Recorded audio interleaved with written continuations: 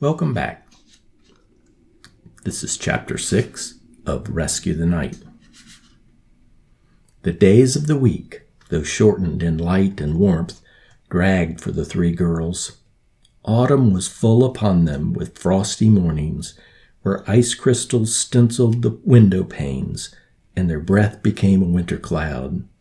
The leaves on the trees had turned, but their colors were uncharacteristically muted. On chilly evenings, even the flames in the fireplace seemed dim and drained of vitality. Throughout the week, each girl sat by her own window before bedtime, looking up at the night sky and hoping. Each fell asleep there, cheeks against sills, a curious silver glow about them, and had to be tucked into bed. "It's the dullest darn fall I've ever seen," Carly grumbled. Another sleepover was underway, and she, Thompson, and Lily munched on popcorn and stared at the fireplace. "And I can't draw a thing that's any good." "Yeah, and whenever I'm out running, I feel slower than that doofus Finn Roscoe," Lily said. "And he's as slow as dead mud." Thompson stared into the fire.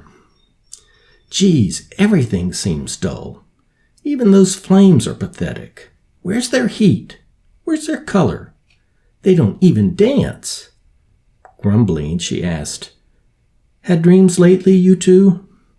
"Not a one," Lily said. "Total blank," Carly agreed. "Why, Toms?" "Something's not right," she said. "No dreams? The kids at school are walking around like zombies." "They are zombies," Lily interjected. "At least zombie brains." "With these dark, unhappy frowns on their faces," Thompson continued. "We can't do what we like most, at least not well. I tried dancing the other day, and my rhythm was totally whacked. And music? I'm sounding worse than Ginger Cooper, that girl in the back of the choir." "Who sings like a cat pooting," Carly smirked. "You notice our parents?" Thompson's intensity grew, as if a picture were coming into focus. "They were squabbling, and they never squabble with each other. Or with your parents, Carly."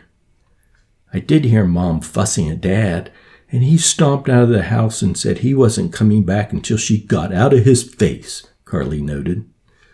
"Last night I heard the four of them arguing about dog poop.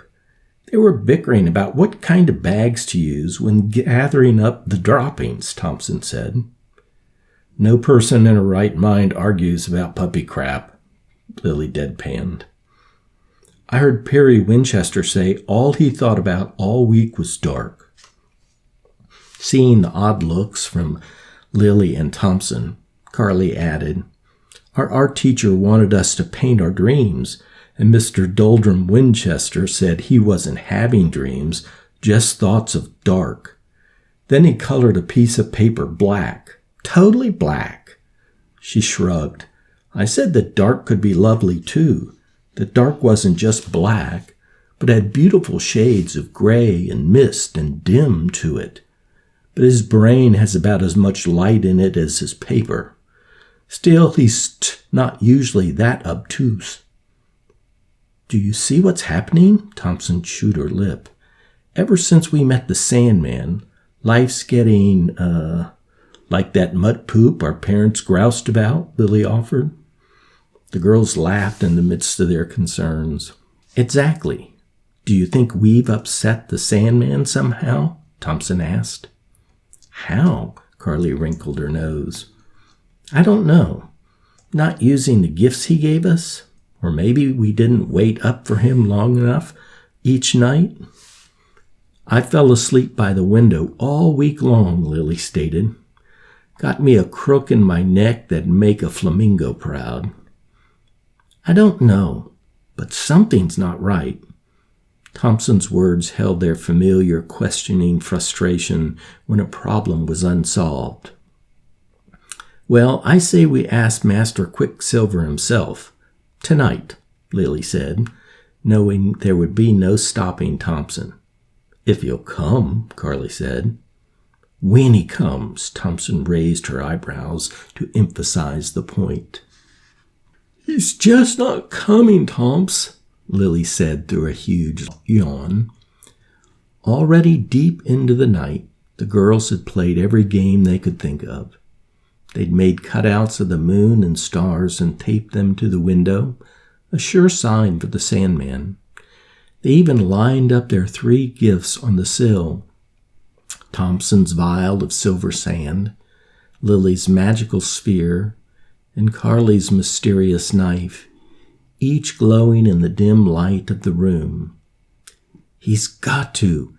Thompson sighed, did little to disturb Carly, who had succumbed to sleep. Neither did it rouse Lily, who had burrowed into the duvet. He's just got to. Her own eyelids drooped, and her head began to nod when tiny lights flickered about her face. Befuddled with drowsiness, she waved a hand in annoyance, but the swarm persisted, and suddenly Thompson could hear them, the singing night children. With a jerk, she sprang wide awake. He's here, she whispered hopefully.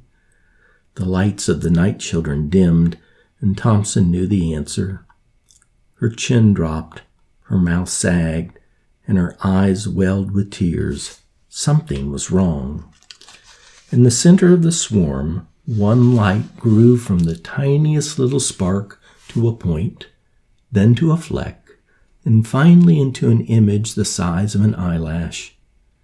Thompson leaned forward and saw the night child, his face and body translucent, every edge of him quivering and fluttering.